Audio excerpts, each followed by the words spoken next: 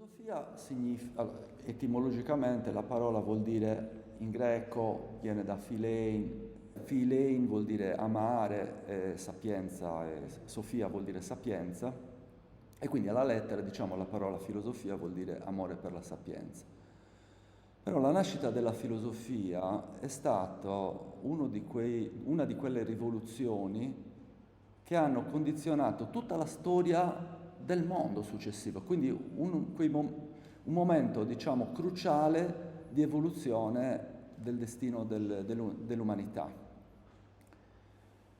Diciamo che si è configurata come una ricerca critica e razionale intorno alle questioni ultime, le questioni, diciamo, più decisive. Cos'è il mondo? Cos'è l'uomo? Qual è il nostro destino? Esiste Dio? Esiste l'Eterno? E tante altre domande che sono collegate a queste. Domande che esistevano già prima della nascita della filosofia, ma che avevano ricevuto una risposta differente. Quindi con la nascita della filosofia, il modo con cui si cerca di rispondere a queste domande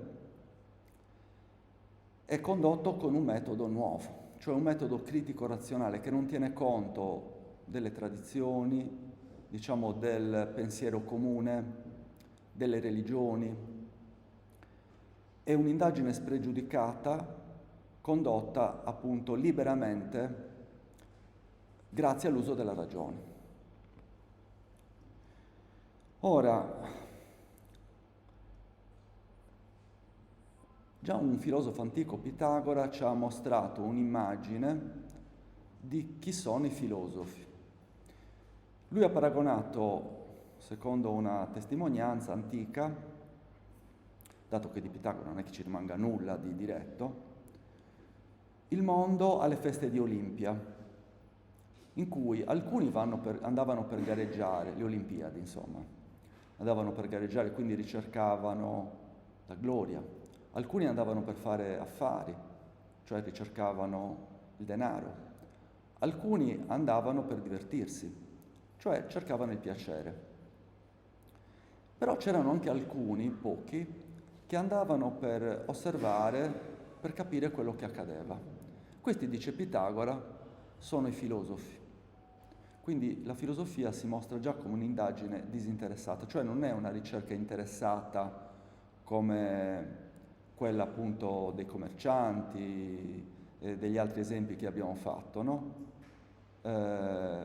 Ma è un osservare il mondo con lo scopo di capirlo, senza altri scopi.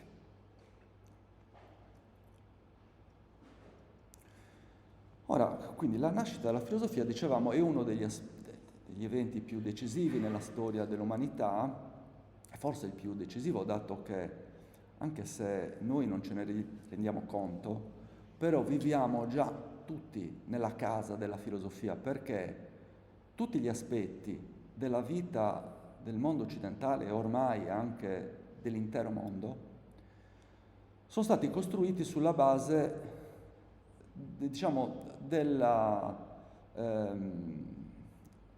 punto di vista che la nascita della filosofia ha potuto aprire. Questo punto di vista ha aperto le porte alla scienza e dunque di conseguenza alla tecnica. E ormai scienza e tecnica pervadono ogni aspetto dell'intero mondo. Quindi vuol dire questo che la nascita della filosofia è certamente è probabilmente l'evento più importante di tutta la storia dell'umanità.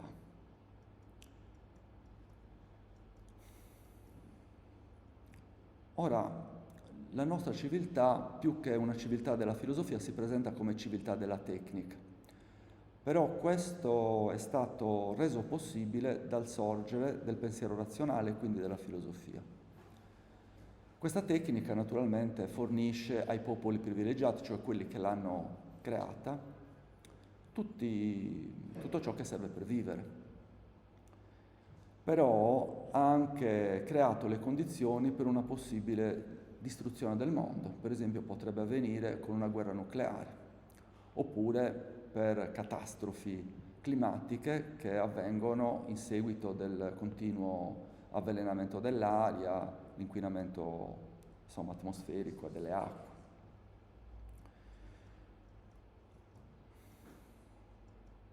La filosofia si dice è nata presso i greci, però non è nata in Grecia, è nata diciamo nelle coste dell'attuale Turchia, la parte occidentale, la costa occidentale della Turchia, quella che dava verso la Grecia, perché là erano nate delle città fondate dagli Ioni, che erano dei greci, che avevano tolto quelle terre a popoli che esistevano prima di loro, insomma, che le abitavano prima di loro, tipo i Lidi ed altri, e avevano fondato tutta una serie di città che in genere spesso avevano un porto. Tra queste ne troviamo una importantissima che si chiama Mileto, che fu sede della prima scuola di filosofia. E quindi noi la chiamiamo la scuola ionica. E qua è nato questo pensiero, diciamo, originale, che si interroga sul mondo e sulla natura, che chiamiamo appunto filosofia.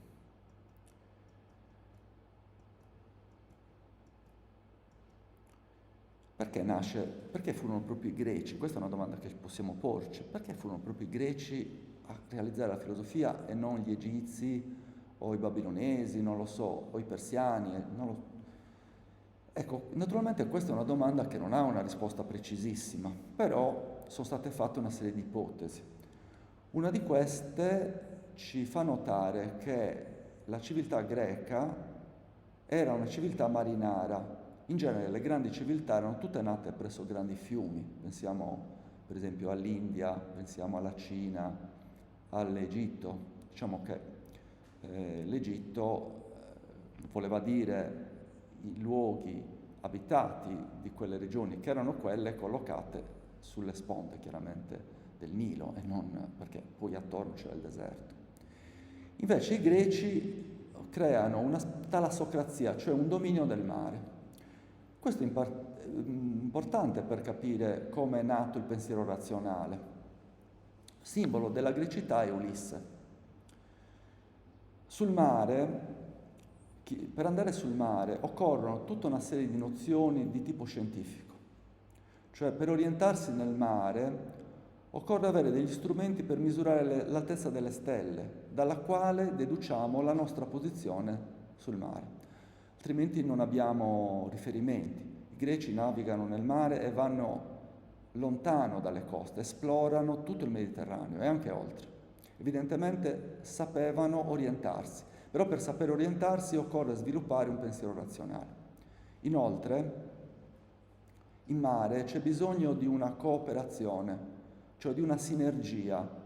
Il mare è certo fonte di commerci, di ricchezze, eccetera, ma anche una fonte di pericolo. Occorre per andare in mare audacia, occorre che l'individuo possa essere libero di prendere delle decisioni, di intuire, di capire delle soluzioni che possono risolvere eventuali problemi che sul mare si incontrano. Quindi il modo con cui gli imperi si conducevano, per esempio l'impero persiano che stava vicino a quello greco, in cui uno comanda e gli altri obbediscono, sul mare non funziona. Questo probabilmente è uno dei motivi per cui sono stati i greci a creare la filosofia e non i persiani, ad esempio.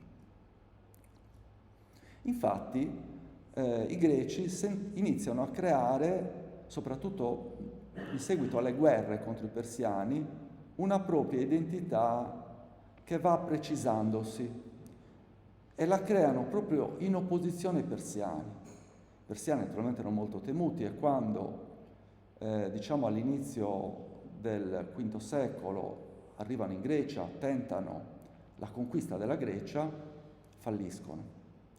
Perché i greci li sconfiggono nelle famose battaglie, no, di Maratona, di Salamina, eccetera. E perché li sconfiggono? I greci capiscono che i persiani combattono in modo disordinato, quindi identificano i persiani con la Persia, cioè un luogo smisurato, illimitato, privo di misura, in cui domina quella che i greci chiamano la ibris, cioè la tracotanza, manca la misura. La razionalità è proprio l'applicazione di una misura, di un metron, che i greci ritengono di possedere, proprio in opposizione ai persiani, cioè una misura che permette loro di coordinarsi e di combattere in modo ordinato e vincono, malgrado abbiano forze in teoria inferiori a quelle dei persiani, eppure li sconfiggono. Uno dei primi pensatori, che si chiama Cleobulo, ha lasciato una massima che, secondo me, mi sembra paradigmatica della cultura greca, diciamo, del periodo. Cioè, ottima è la misura. Cioè, la misura, contrariamente all'illimitatezza, diciamo, alla confusione, al caos, è il nucleo del pensiero razionale che sorge in Grecia. Ora io in questa lezione vorrei concentrarmi su una figura in particolare, che è quella di Talete, usarlo un po' come esempio del filosofo. È in effetti il filosofo più antico, il primo filosofo, ma questa ricerca è stata svolta in cooperazione con altri pensatori. Per oggi, a meno che non ci resti un po' di tempo, citeremo soprattutto Talete. Della nascita della filosofia ci parla Aristotele, che è uno dei più importanti filosofi greci, anche perché di lui ci sono rimaste le opere, che ha influenzato tutta la storia del pensiero occidentale, e in un passo della sua metafisica ci dice che gli uomini furono spinti a filosofare dal sentimento della meraviglia, cioè gli uomini provano meraviglia di fronte agli accadimenti del mondo e quindi cercano di darsi una spiegazione. Quindi cercano la filosofia per se stessa, non per avere altri vantaggi, per risolvere un dubbio, cioè per dare soddisfazione a questo bisogno di conoscenza. Ora però la parola meraviglia, con cui noi traduciamo la parola greca, che è zauma, non dà proprio esattamente il senso di quello che voleva dire Aristotele, perché zauma in greco non vuol dire quello che vuol dire per noi meraviglia, cioè noi diamo alla parola meraviglia un significato soltanto positivo, qualcosa di bello, di meraviglioso, ma zauma in greco, la parola che usa Aristotele, non vuol dire proprio questo. Vuol dire lo stupore attonito di fronte a ciò che è terribile, ciò che ci spaventa. Cioè, di fronte all'accadere del mondo, al divenire, si prova, se non riusciamo a capire qual è la legge che determina questo divenire, siamo preda del divenire. E allora sorge il bisogno di capire come viene regolato questo divenire in modo tale da poterlo anticipare, da poterci difendere dagli accadimenti del mondo. Scrive Luigi Zoia in un libro che si chiama Il gesto di Ettore: i greci sentivano su di loro le zanne del destino e l'alito dei mostri. I leoni descritti da Omero non erano come per noi allegorie, ma belve appena estinte, che fino a poco tempo prima avevano reso spaventosi i boschi della Grecia. Noi sappiamo che esistevano ancora leoni nella zona nord della Grecia, per esempio nella Macedonia, ancora nel IV secolo. Ce n'erano ancora perché si sa di una caccia di Alessandro da giovane, una caccia al leone. Perché abbiamo detto questo? Perché la natura non appare come un luogo tranquillo, cioè il mondo appare come un luogo di estremo pericolo, popolato da mostri, da guerre, cataclismi. Ora l'uomo ha bisogno di inquadrare, di darsi una spiegazione, di dare un senso a questo. Nasce dunque la filosofia. Non che gli uomini precedenti non si ponessero queste domande, però ricevevano soddisfazione dal mito, dalle religioni. Però il mito a un certo punto ad alcuni almeno non appare più soddisfacente. Se ci pensiamo, anche il cristianesimo si offre come un rimedio contro il dolore. E l'evoluzione del cristianesimo è avvenuta all'interno di quella cornice che è stata aperta dalla filosofia e quindi si è nutrito di filosofia. I primi pensatori, Sant'Agostino, i padri della Chiesa, erano assolutamente esperti, diciamo, dei termini della filosofia precedente, e per interpretare i testi sacri si servono di concetti che si apprendono dalla filosofia. Ora, quindi possiamo dire che anche i raccontatori di miti erano per certi versi dei filosofi, perché anche la costruzione dei miti nasce dalla meraviglia, dal desiderio, dal terrore che il divenire crea nell'uomo e quindi il bisogno di dare delle soluzioni. Però c'è un problema, che il mito non fornisce un rimedio sicuro, una spiegazione apparentemente valida, a un certo punto sembra inadeguato. Il mito appare come la volontà che il mondo abbia un senso piuttosto che un altro, e a questo senso qualcun altro può porne un altro. Quindi appare a un certo punto come un rimedio insicuro, inattendibile il mito. E quindi si inizia a pensare che forse l'unico rimedio è quello di scoprire la verità, non l'opinione del mito, ma quale sia la verità del mondo. E quindi la nascita della filosofia è un'apertura verso la verità.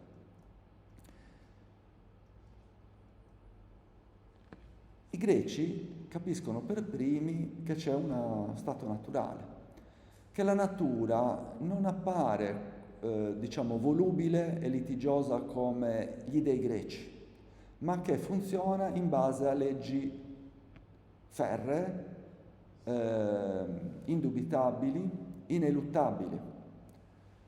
E allora forse dobbiamo interrogarci sulla natura per capire come le cose funzionano.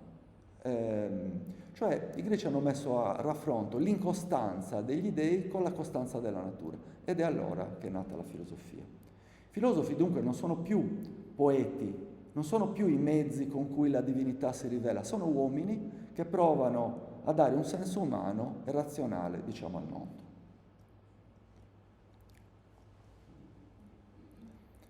I greci hanno parole diverse per dire la verità. Una, l'abbiamo già visto, è Sofia, che vuol dire appunto sapienza, l'abbiamo detto, no? Un'altra è Logos, che alla lettera vuol dire la parola, però vuol dire anche la ragione. Però ancora più importante è questa parola che è aletheia, che alla lettera vuol dire disvelamento. Lete è un oblio, un velo, mentre l'alfa privativa nega il velo, significa togliere il velo. E poi un'altra parola è l'episteme, da cui nasce la nostra parola epistemologia. Episteme la possiamo tradurre con scienza, cioè un sapere, diciamo, incontrovertibile, perché con la nascita della filosofia nasce automaticamente la scienza, che viene pensato immediatamente come un sapere che non può essere messo in dubbio. Diciamo che Sofia, la parola sapienza, ha a che fare con phos, che vuol dire luce. Si sente risuonare nella parola Sofia la parola luce.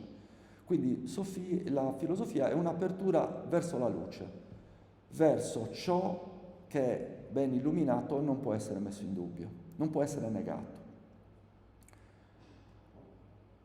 Nasce dunque la figura del sapiente. Diciamo che quelli che noi chiamiamo i primi filosofi, cioè Talete, Anassimandro, Anassimene, Eraclito, Pitagora, forse Pitagora la usa, l'abbiamo detto prima, però a parte Pitagora gli altri non parlano di se stessi come filosofi. È una parola dunque che è un po' tardiva, che inizia secondo una certa testimonianza da Pitagora, ma che poi è utilizzata, diciamo, in modo diffuso da Platone. Lo troviamo in Platone soprattutto. I primi filosofi dunque non chiamano se stessi filosofi, ma si chiamano sapienti. Cioè la filosofia inizialmente era una forma di sapienza. Il sapiente chi è? Lo dice qua Guido Herz, lo possiamo leggere. È una figura inedita per la civiltà occidentale. Non è più un diretto canale tra il divino e gli uomini, intermediario della divinità, del mistero del divino nel mondo, cosa che appartiene alla figura e al linguaggio del sacerdote, del poeta, ma si fa interprete del mistero della natura, si fa ricercatore attraverso le facoltà umane del mistero divino. Sapiente è colui che è in grado di svelare l'enigma del mondo. Il mondo è un enigma. Eraclito dice: la natura ama nascondersi, dunque il sapiente è colui che non si accontenta della superficie, ma che accetta la sfida dell'enigma. Chi era Talete, dunque, il primo filosofo? Come abbiamo detto, Talete viveva nella Ionia, quindi non nella Grecia, perché in Grecia la filosofia si afferma più tardi, bisogna aspettare più di 100 anni perché si affermi. Quindi bisogna aspettare il V secolo, con Socrate, con Platone. Ma già più di 100 anni prima, questo atteggiamento, questo metodo era nato dunque nella Ionia, presso greci, presso città greche, delle colonie greche. Una di queste era Mileto. Mileto era tra queste colonie greche forse la più importante, una delle più importanti comunque. Era posta sul mare, aveva un porto fiorente, molto importante per i commerci, ed era attraversata da un fiume molto tortuoso che si chiama Meandro, da cui viene anche la parola italiana, un meandro, viene proprio dal fiume di Mileto. Che grazie al fiume naturalmente si poteva commerciare poi con l'interno, perché era un fiume navigabile. Mileto è una città molto importante che a un certo punto fu presa dai persiani e distrutta e poi ricostruita, insomma una storia molto complessa. Famoso anche l'architetto che la costruì, Ippodamo da Mileto, che la costruì con un sistema diciamo ortogonale, quindi un ordine, fu creata nella mente di Ippodamo e poi realizzata secondo uno schema geometrico. Ora vi faccio vedere una cartina per avere un'idea più precisa. Vedete Mileto, diciamo nella parte un po' più a sud, sotto Efeso, che è città invece di Eraclito, e poi ci sono altre città, alcune appartenevano al regno di Lidia, invece alcune erano greche, dovettero trovare un accordo pagavano chiaramente una tassa al regno di Lidia per avere una indipendenza. Però poi quando i persiani, diciamo alla metà del VI secolo, invadono il regno di Lidia, e poi sul fine del secolo anche queste città devono arrendersi e vengono distrutte. Però il tentativo successivo dei persiani di occupare la Grecia viene sventato, diciamo, soprattutto da Atene, dagli ateniesi. Talete lo ricordiamo anche perché fu astronomo. Poi vi racconterò 2 aneddoti sulla vita di Talete che sono curiosi. Egli come astronomo, per quanto dicono le fonti, per esempio anticipò un'eclissi di sole che avvenne nel 585 a.C. Quindi immaginiamo, se è vero questo, se è vero, la meraviglia che destò tra i suoi conterranei la capacità di prevedere, la mente scientifica di Talete. Quando avvenne questa eclissi era in corso una battaglia tra i Lidi e i Medi che venne interrotta perché questo evento fu sperimentato come un prodigio divino per cui tutti si terrorizzarono e la battaglia fu interrotta.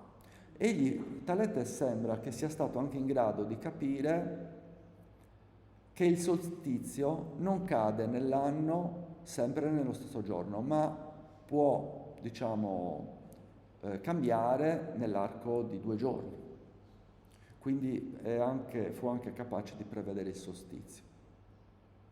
Fu matematico anche, autore di teoremi, naturalmente. Uno, per esempio, ce ne sono diversi, però uno è questo: i triangoli sono congruenti se un lato e 2 angoli dell'uno sono uguali alle parti corrispondenti dell'altro. Cioè se 2 triangoli hanno un lato uguale e i due angoli uguali, i due angoli che ineriscono a questo lato, allora sono congruenti, cioè uno è sovrapponibile all'altro.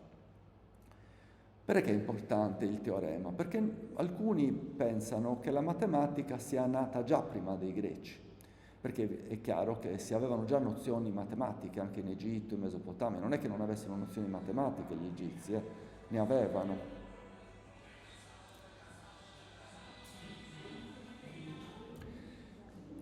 Però un conto è avere nozioni matematiche, un conto è la nascita della matematica come scienza.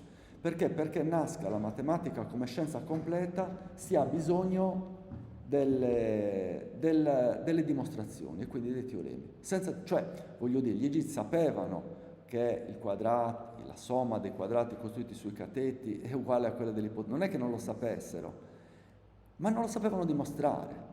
È solo con la dimostrazione che la matematica può fare un salto in alto e quindi questo avviene con Talete. Talete viene, secondo un racconto, lo scrive Plinio, quindi molto tempo dopo, sarebbe stato sfidato al faraone Amasis, perché Talete visitò l'Egitto, a quanto dicono, a misurare l'altezza della grande piramide. Nessuno lo sapeva quanto era alta, era impossibile, data la forma della piramide, misurarne l'altezza.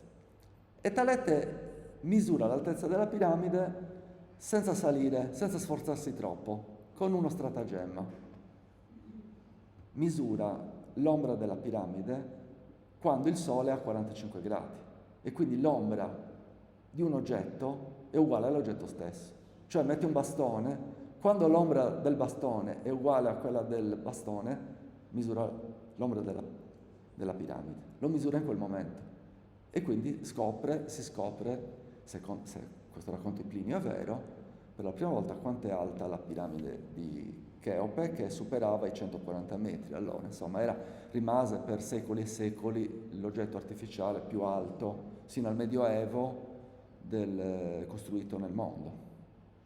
Perché diciamo questo? Perché vediamo qual è il potere della ragione. Abbiamo visto come la ragione è in grado di prevedere l'eclissi di sole, è in grado di capire come costruire alla perfezione un calendario, come il solstizio, prevedere quando avverrà il solstizio, ok?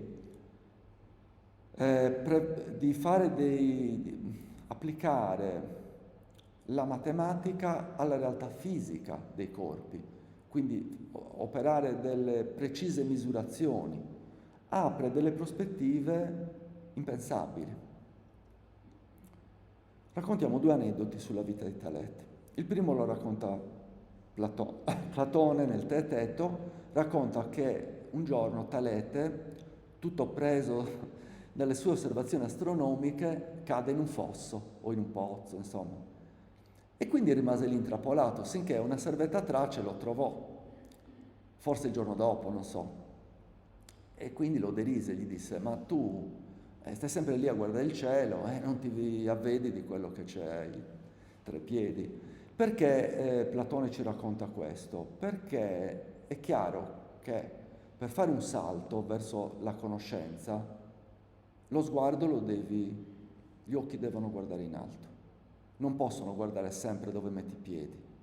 Chi è che guarda sempre dove mette i piedi? L'uomo comune. Diciamo che la servetta, se è vera questo racconto, può anche darsi che non sia vero, anzi secondo me non è improbabile che una servetta deridesse un uomo libero, il padrone, insomma, però mettendo che sia vera, la servetta è una che si sente rassicurata dal fatto di avere sempre i piedi, di guardare sempre i piedi per terra, di avere i piedi per terra solidi, di guardare sempre dove mette i piedi, perché cosa significa allegoricamente questo? È il simbolo del pensiero comune, cioè la servetta rimane guardando sempre dove mette i piedi, non osando mai guardare in alto, rimane sempre ancorata alle comuni credenze. Significa questo, che non è abituata a scollegare lo sguardo da quello che le hanno insegnato, dal suo dato iniziale, quindi non può compiere nessun progresso. Quindi per compiere un progresso occorre guardare in alto, accettando anche il rischio però. Un altro racconto, anche questo sì, probabilmente apocrifo, insomma, comunque lo racconta Aristotele, nella Politica dice che una volta Talete, prevedendo, grazie alle sue conoscenze astronomiche, un ottimo raccolto di olive, affittò tutti i frantoi di Mileto. E quindi quando poi il frutto era nell'albero, il raccolto era molto abbondante, egli subaffittò questi frantoi guadagnando senza aver fatto nulla, in sostanza un sacco di soldi. Perché lo racconta Aristotele questo? Perché ci vuole mostrare che la scienza, cioè la ragione, quindi la filosofia, può, se vuole, utilizzare le proprie conoscenze per guadagnare. Però non è questo lo scopo, cioè lo potrebbe fare, se non lo fa è perché non è questo lo scopo per cui è nato. Ora vediamo però perché Talete è filosofo e cosa vuol dire essere filosofi. La filosofia nasce quando Talete dice questa cosa che sembra un po' strana. Lui dice: l'essenza di tutto il mondo è l'acqua. Poi torneremo su questa affermazione. La terra poggia sull'acqua. Ora, che cos'è l'acqua per Talete? È un principio, che in greco si dice arché. Il principio, per i primi filosofi, è ciò che tutto include. Cioè, i greci osservano, come le osserviamo noi, che le cose nel mondo nascono, diventano e muoiono. Però c'è qualcosa che non nasce, non diviene, non muore, che sostiene tutto questo caleidoscopio di divenire. Allora, la prima filosofia nasce quando si pone questa domanda e si cerca di dare una risposta che sia però razionale, non mitica. Per Talete è l'acqua.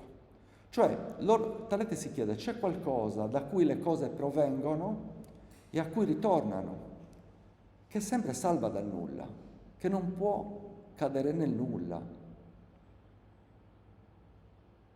C'è dunque, la domanda quindi può essere anche questa: c'è qualcosa dunque di identico nell'apparente molteplicità delle cose? E questa è la questione fondamentale che fa nascere la filosofia. Noi vediamo che le cose sono diverse, che cambiano, ma c'è qualcosa che le unisce, che le rende tutto un'unica cosa, e possiamo dire che quindi tutto appartiene alla stessa fonte, da cui tutto sorge.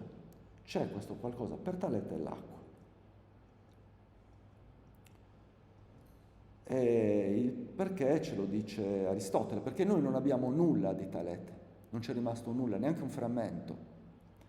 Aristotele scrive nella Metafisica: sulla questione se ci debba essere un unico principio o se debbano essere molti e quanti, e sulla specie, non tutti dicono la medesima cosa. Talete, che è il progenitore di questa filosofia, dice che quel principio è l'acqua. Perciò affermava che anche la terra galleggia sull'acqua.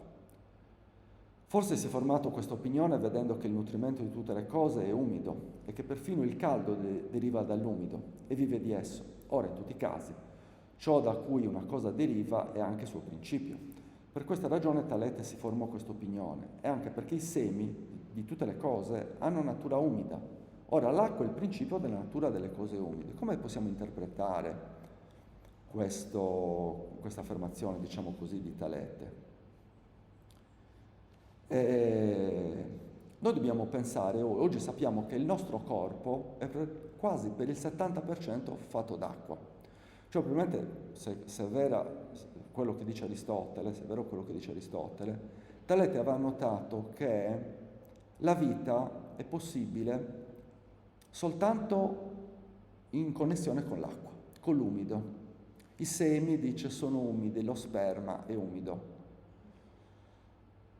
Quindi vuol dire che l'acqua, essendo la materia, essendo il principio, la materia che ogni cosa forma, contiene in sé il principio dell'esistenza, la vita.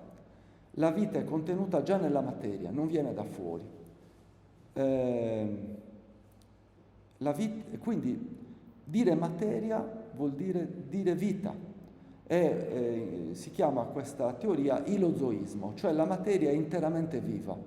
Dunque l'acqua, che rende viva ogni cosa, è il principio, la sostanza che tutto unifica. Cioè Talete, in virtù di un'idea, cioè dell'idea dell'acqua, cerca di comprendere l'identità di tutte le cose. Chiaramente è solo un tentativo iniziale, questo poi la filosofia andrà avanti e proverà altre soluzioni, ovvio, no? Però è un tentativo che è condotto con un metodo logico, razionale, basato anche sull'esperienza. Noi vediamo che senza acqua i semi non germogliano, quindi l'acqua è la fonte di ogni cosa e dunque è l'essenza anche di ogni cosa. Un'altra affermazione di Talete curiosa è questa, che va interpretata. Tutto è pieno di dei, che viene riportata. Infatti abbiamo detto che Talete è un ilozoista. In greco ci sono due parole per dire la vita. Una è bios, che però è la vita che nasce e muore, da cui viene biologia. Invece la parola zoon è quella vita che non nasce e non muore, cioè è la vita eterna, ok? È una vita eterna. Dunque, quando lui dice tutto è pieno di dei, sta dicendo che l'eterno è dappertutto, cioè che il nascere e il morire sono in fondo un'apparenza delle cose, perché la realtà ci dice che il mondo, e noi siamo parte del mondo, siamo eterni come la materia di cui è fatto il mondo, cioè l'acqua. Se il mondo è composto di un principio che è eterno e noi siamo parte del mondo, tutto è parte del mondo, tutto è eterno, perché tutto è pieno di dei, vuol dire che tutto è eterno, cioè il Dio per i greci è diverso dall'uomo soltanto perché il Dio non nasce e non muore, è eterno, ma assomiglia all'uomo. Gli dei greci assomigliano agli uomini. Quindi tutto è divino perché tutto partecipa del principio vivente ed eterno che genera la vita e che spinge la vita al movimento. Una volta Talete sembra che abbia detto che in fondo ciò che è morto, ciò che è vivo è uguale. E allora qualcuno gli ha chiesto, tu allora perché non muori se la vita è la morte? Perché non ti uccidi allora? E quindi Talete rispose, è proprio per quello, perché non c'è nessuna differenza. Però al di là della battuta, quello che noi possiamo imparare da questa frase, lo ripeto, è questo, che se il mondo è eterno e noi siamo parte del mondo, anche noi forse non siamo mai nati, come alcune teorie orientali dicono, e mai veramente moriremo. Ora, non so se abbiamo ancora tempo, quindi posso anticipare qualcosa che potremmo... Uno degli allievi di Talete fu Anassimandro. Ora, noi vediamo anche, studiando quello che Anassimandro ha affermato, la novità della scuola greca e del modo con cui si procedeva, perché Talete aveva insegnato che la terra poggia sull'acqua. Questa idea che la terra poggia sull'acqua naturalmente ha un senso, perché i greci avevano esplorato le terre e avevano notato che alla fine tutti i continenti che loro conoscevano, loro hanno esplorato in parte anche l'Africa, perché abbiamo carte dell'Africa, cioè, erano alla fine, incontravano il mare, l'oceano, e poi questa ipotesi è stata fatta da un filosofo del Novecento che si chiama Popper. Il fatto che la terra poggiasse sull'acqua poteva spiegare il fenomeno dei terremoti. Qualche volta la terra si muove e quindi forse è come una grande nave che sta sull'acqua. Però il suo allievo Anassimandro, la terra per Talete sarebbe piatta, per quanto ne abbiamo capito. Invece Anassimandro dice no, le cose non possono stare così. La terra, lui dice, secondo certe testimonianze, è un cilindro e non poggia su nulla, sta sospesa al centro del cosmo. Sta sospesa perché, essendo al centro, non è sollecitata ad andare in un senso piuttosto che nell'altro, è in equilibrio. Perché per Anassimandro la risposta di Talete è sbagliata? Perché è una risposta che non ha senso, in quanto se io mi chiedo dove poggia sulla terra e dico la terra poggia sull'acqua, non rispondo a una domanda che sorge naturalmente: e l'acqua su cosa poggia? E quindi si può risolvere questa questione invece capendo che il pianeta non poggia su nulla, sta nel cosmo in equilibrio, proprio perché non è attratto dalle stelle più che non dal Sole o da altri corpi celesti. Di Anassimandro c'è rimasto però, Anassimandro è anche un geografo, il primo che costruisce le carte geografiche, per quanto ne sappiamo. Di lui c'è rimasto un frammento che ci parla della sua filosofia. Anche qua non è d'accordo con Talete e neanche con l'altro loro amico Anassimene, il quale diceva non è l'acqua ma l'aria all'origine delle cose. Anassimene dice che è l'aria perché anche lui pensa che materia vuol dire vita. E quando è che qualcosa vive? Quando respira, quindi l'aria è essenziale alla vita. E inoltre Anassimene aveva notato che qualcosa di liquido, l'acqua per esempio, può diventare aria, perché se io la faccio bollire, quella diventa vapore. Quindi la materia può rarefarsi o condensarsi. E allora ha fatto questa ipotesi. Forse tutte le cose che vediamo non sono altro che frutto di rarefazione o di condensazione. Quindi ha fatto una specie di ragionamento che è un po' l'opposto di quello di Talete, perché Talete aveva riunito la molteplicità delle cose in un unico concetto. Invece Anassimene, partendo da un unico concetto, spiega la molteplicità delle cose, cioè dall'aria possiamo spiegare la derivazione di tutte le cose. Anassimandro ci è rimasto un frammento di una sua opera che dice così: principio degli esseri è l'infinito, in greco apeiron, da dove infatti gli esseri hanno l'origine, lì hanno l'istruzione secondo necessità, perché essi pagano l'uno all'altro la pena per la colpa commessa secondo l'ordine del tempo. Cioè, che cosa dice Anassimandro? Allora, il principio non è né l'acqua né l'aria, perché quelle sono elementi che hanno una propria identità, dunque devono avere un principio comune, perché il principio deve essere comune a tutto, quindi non può essere né l'acqua né l'aria, né il fuoco, né la terra.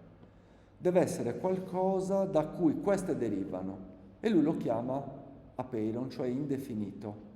È qualcosa, noi non sappiamo bene cosa volesse dire, vediamo solo il frammento, però qualcosa che è indefinito, da cui le cose che nascono, che si definiscono, e però proprio perché nascono devono anche tornare, cioè morire e tornare dove sono nati, cioè il morire significa tornare all'unità originaria. Perché? Perché la separazione è la colpa. Cioè le cose del mondo, sembra dire Anassimandro, sono in origine tutte unite, cioè sono la stessa cosa, come ha detto Talete parlando dell'acqua. E se sono la stessa cosa, il separarsene, creando l'individualità, è di per sé una colpa, cioè il nascere, che crea l'individualità, è una separazione dall'armonia iniziale, che può essere ripagata soltanto con la morte, col ritorno a questa unità. Ora, questo l'ho detto, dunque di Anassimene. Se volete oggi possiamo raccontare un episodio della vita di Pitagora. Anche questo un episodio sicuramente falso, ma non importa, però che ci serve per spiegare qualcosa di vero. Pitagora era nato a Samo, quindi una città della Ionia, anche lui, però si era trasferito a Crotone, nella Sud Italia, in Calabria, dove aveva creato, lui ed altri, una città, la città di Crotone, che esiste ancora oggi. Quindi Giamblico, molti secoli dopo la morte di Pitagora, stiamo parlando del III secolo d.C., scrive una vita di Pitagora in cui ci racconta questo episodio. Pitagora cammina per le vie di Crotone e sente provenire dalla bottega di un fabbro dei suoni che il fabbro produceva con dei martelli di peso diverso. Quindi si accorge che questi martelli a volte davano un suono consonante, cioè gradevole all'orecchio, e a volte no. E quindi decide di studiare la cosa. E quindi scopre che cosa? Scopre che le note musicali sono date dal suono di questi martelletti, ma soltanto se i martelli stanno in un rapporto di peso preciso. Cioè il rapporto di peso dell'uno rispetto all'altro deve essere un rapporto dato dai primi 4 numeri. Cioè, per esempio, se un martello pesa il doppio dell'altro, dà la stessa nota, però è sempre un Do, però di una scala inferiore o ok, è sempre la stessa nota. Se invece, ad esempio, il rapporto è di 3-2 è di una quinta, quindi abbiamo un Do e poi un Sol. Se di 4-3 abbiamo una quarta, Do, Re, Mi, Fa. Ok, adesso sono solo degli esempi. Cioè, che cosa ha scoperto Pitagora?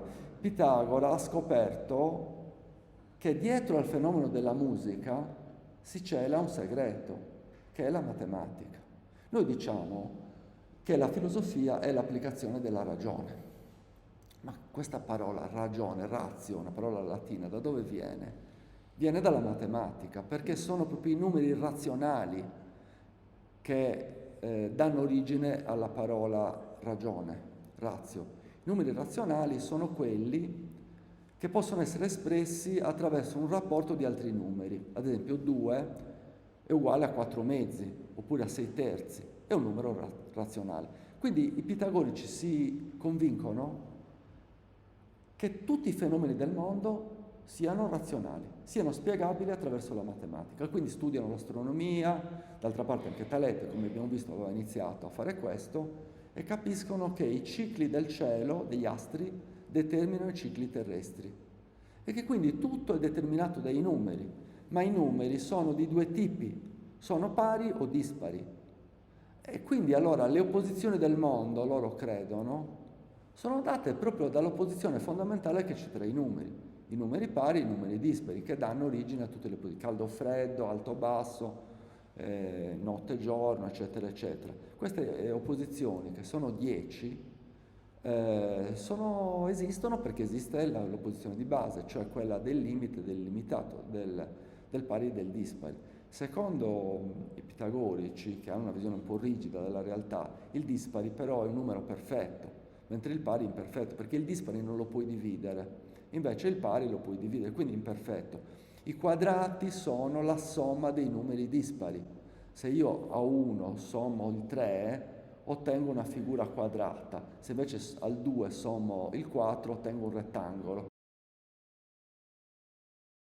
E quindi il quadrato è il numero perfetto. La piramide di Cheope, di cui abbiamo parlato prima, ha una base quadrata, eccetera, eccetera. Quindi loro pensano dunque che il numero, cioè i rapporti tra i numeri, spieghino tutti i fenomeni del mondo, tutto è spiegabile.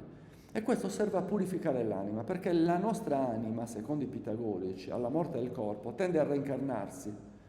E per purificarla bisogna conoscere la verità. E quindi questo per loro era un modo per purificare, era una setta quella dei pitagorici, cioè che aveva dunque una setta, era chiusa e quindi non è che potessi entrare e ascoltare le loro lezioni. Addirittura chi era accettato per 5 anni poteva partecipare a queste lezioni, ma solo da acusmatico, cioè ascoltare, non poteva mai intervenire e solo dopo 5 anni poteva anche lui dire la sua. Loro studiarono l'astronomia, ipotizzarono con Filolao che la Terra si muovesse, è un primo passo verso l'eliocentrismo, e che ci fossero 10 enti astronomici, diciamo così, che sono poi la Terra, la Luna, i pianeti Mercurio, Marte, Venere, e poi Giove, Saturno, poi le stelle, il Sole, e poi per arrivare a 10 si inventano l'antiterra, un pianeta che non si vede, però loro devono arrivare a 10. Non so se avete mai pensato perché contiamo, per i pitagorici il numero 10 è un numero sacro, e quindi noi contiamo per decine a causa dei pitagorici. Ci sono però nella storia stati altri modi di contare. Perché contiamo per decine, secondo voi? Come? No, è semplice perché noi siamo abituati. Per noi è semplice perché siamo abituati.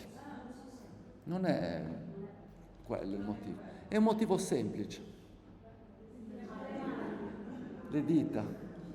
Abbiamo 10 dita. E perché invece in altri sistemi si conta per dozzine? Perché abbiamo 12 falangi. 1, 2, 3. Il pollice lo usi per contare e conti le falangi e arrivi a 12. Ci sono, d'altra parte, per esempio, si usa il sistema sessagesimale, che è multiplo di 12, ancora lo usiamo per il calendario. Quindi non è che ci sia stato solo un unico sistema. Però per i pitagorici il numero 10 è un numero sacro, perché il numero 10 lo otteniamo con la somma dei primi 4 numeri, che sono quelli che danno origine alle cose, alla musica, come abbiamo detto, no? Se io sommo 1 più 2 più 3 più 4 da 10. E quindi il numero che veniva raffigurato con una specie di triangolo, la tetractis. Quindi vediamo come la nascita della matematica permette un salto nella forza proprio della ragione, no? Cioè i greci scoprono il potere della ragione e grazie alla ragione possiamo approcciarci alla natura, ai fenomeni della natura, con un metodo estremamente innovativo che renda possibile delle conoscenze solide, vere, che non possiamo poi più mettere in dubbio. Questo è lo scopo della filosofia. Però a un certo punto la filosofia pitagorica entra in crisi. Loro scoprono che poi non è vero che tutto è razionale, che tutte le quantità sono esprimibili in numeri razionali. Facciamo un esempio che è banale. Prendiamo un quadrato, mettiamo che abbia lato 1. Se lo dividiamo in 2 attraverso la diagonale, otteniamo un triangolo rettangolo che ha isoscele, no? Che ha i due cateti uguali. Chiaramente il quadrato costruito su questi cateti è 1, perché sono di 1, e quindi la loro somma sull'ipotenusa è 2. Ma quanto è grande l'ipotenusa? Se è radice di 2, ma quanto è radice di 2? È un numero infinito. Radice di 2 non esiste. Questo è sconvolgente, perché si inizia a capire che esistono delle quantità che sono irrazionali, non più razionali. E allora questa cosa, secondo un racconto tradizionale, viene tenuta segreta e poi diffusa invece. E però in realtà, seppur costituisce uno scandalo, fa fare alla matematica un salto in avanti, perché nasce la matematica dell'infinito che troveremo anche nella filosofia successiva e poi ovviamente nella scienza ellenistica, più tardi con Newton, eccetera, no? Nella matematica moderna. Noi adesso lo chiamiamo, certo, la tavola pitagorica, non sappiamo chi l'ha inventata, se l'ha inventata proprio Pitagora, non possiamo distinguere ciò che, per esempio il teorema di Pitagora, non sappiamo se veramente è di Pitagora. Sono tutte conoscenze che sono nate nella scuola dei pitagorici, ma a cui non possiamo normalmente attribuire un autore preciso, perché era tutto segreto. E quindi essendo tutto segreto, non è stato, si sa solo dell'astronomia di Filolao, però gli altri autori in realtà non li conosciamo. Quindi Pitagora può anche non essere mai esistito, Pitagora. Forse sì, può essere anche un nome mitico. Leggendario, sì, può essere anche questo, non sappiamo niente di preciso. Sì. Non lo so se vogliamo chiudere così per oggi, magari se volete qualche domanda. Grazie.